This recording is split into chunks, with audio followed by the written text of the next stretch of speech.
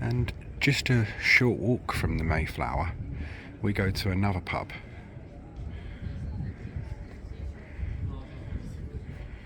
Looking around at the old St Mary's Church,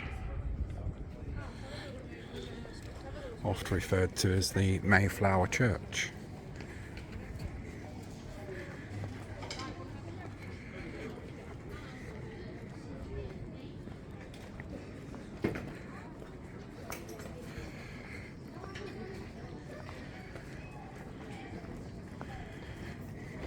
This is the Brunel Museum. Do bear it in mind because it will be the last location we visit in Rotherhithe, and that will take us back over to the North Bank, my side of the river, after we've finished in the museum.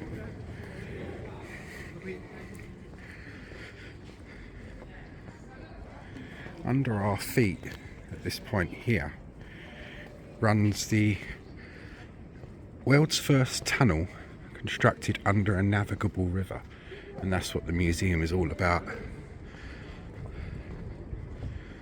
Classed as an 8th wonder of its age.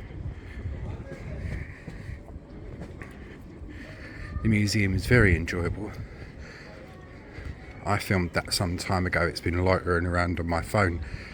Now, in my tour, we cover the museum, and below, in the museum's basement level, are Isambard Kingdom Brunel's other works and feats of engineering. I was going to include that in the tour, but I'll save that for a separate video because I want to keep this strictly Rotherhithe.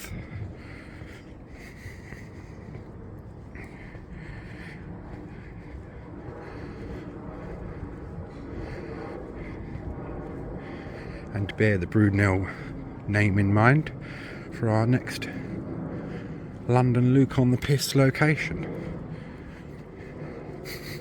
God, Jesus.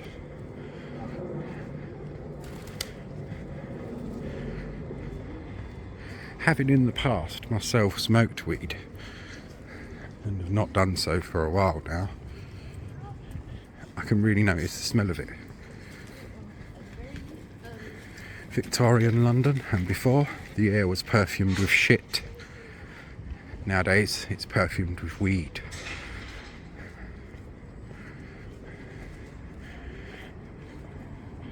This here, look, which we go past, and we go through on a train, the tunnel, which is, well, as I say, an engineering feat in its own right. Fascinating thing. And took a lot longer than was expected, and cost a lot more money than was expected, as do most big engineering projects. We think that's a thing of the present. Well, it happened back then, and it cost the lives of a good few men, including almost the life of one of its chief engineers, Isambard Kingdom Brunel. His father, Mark Brunel, is really the mastermind and great creator of the tunnel, and after Isambard Kingdom Brunel was nearly drowned in the tunnel, was only saved by being dragged through a portal, by a labourer. He vowed never to go in it again, and his father finished the work.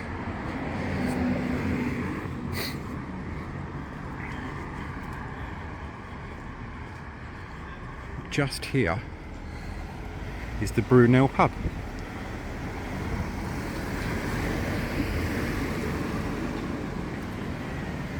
See the great man himself with his cigar. He was a workaholic, was Isambard Kingdom Brunel. He died relatively young of a stroke. It's the pub. Nice old one. So, you'll join me inside.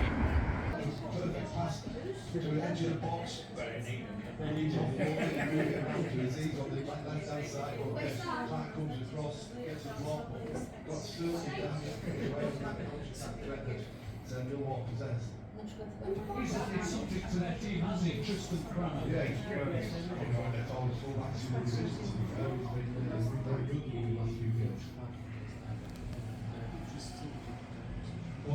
supported by the Derby defence. Negley takes it quickly. Record trailing in the Spartan Rotterdam. The Algerian Samuel takes his time, measures his prospects. The deflection, Cooper's there first.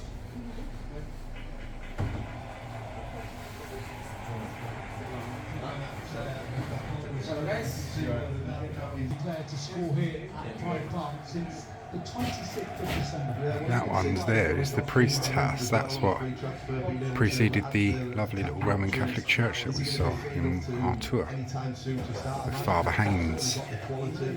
People talking in the January window that missed out on a few tacking options as well. Southwark Park Road.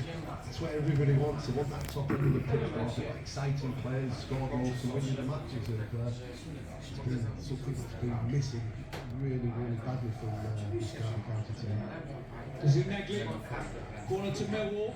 There was talk during the week, Simon, about Kemar Ruth possibly being ready Breaking to up go for the final 15. HMS Queen at Rotherhithe in 1871.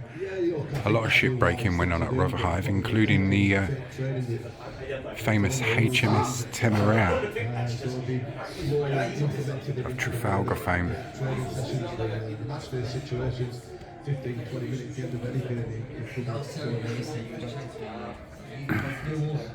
Fans serenading their counterparts. Comes out to Kundal. Now Denore sends it back into the penalty area.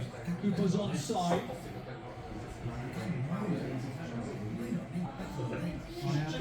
Wins that particular tussle.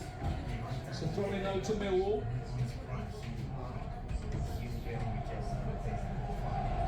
Charles Chaplin.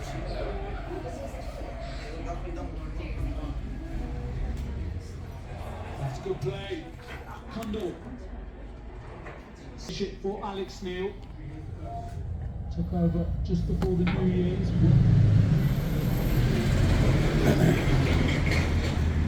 It has a nice little pub garden.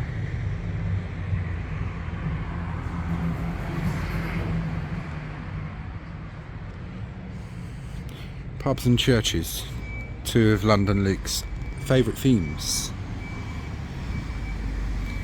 Not a massively heavy drinker. You won't see me vomiting my guts up on the street these days, but I do enjoy a nice pub. And it's got these little areas here.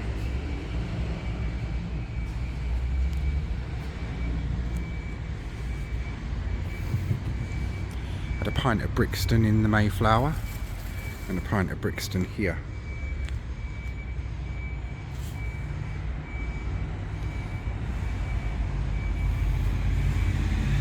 That'll do me for today with my drinks. Otherwise you'll be seeing me like Kestrel Kenny. Anyone from Canning Town will well remember Kestrel Kenny. Used to get drunk and shout things like "Rah, fucking God," and things like that. Nice fellow. Anyway, that concludes our little tour. If I can find any historical images of the pub, which I should imagine there will be, there'll certainly be some historical images of the Brunels, father and son, for whom this pub's named. So, you'll join me for that now. Built in 1913 for the Wenlock Brewery Company Limited, it wasn't originally called the Brunel, it was originally called the Adam and Eve.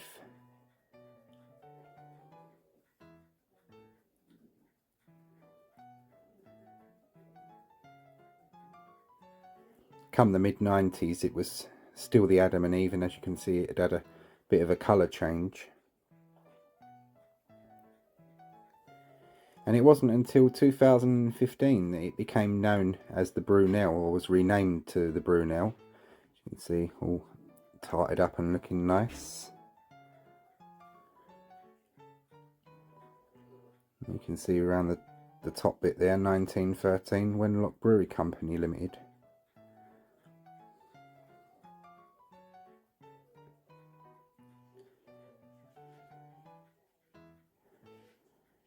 and you'll join me back outside as we finish off this tour. I hope you all enjoyed that one. Nice old pub, renamed in honour of the Brunels, as we discovered. Some better exterior views of it now.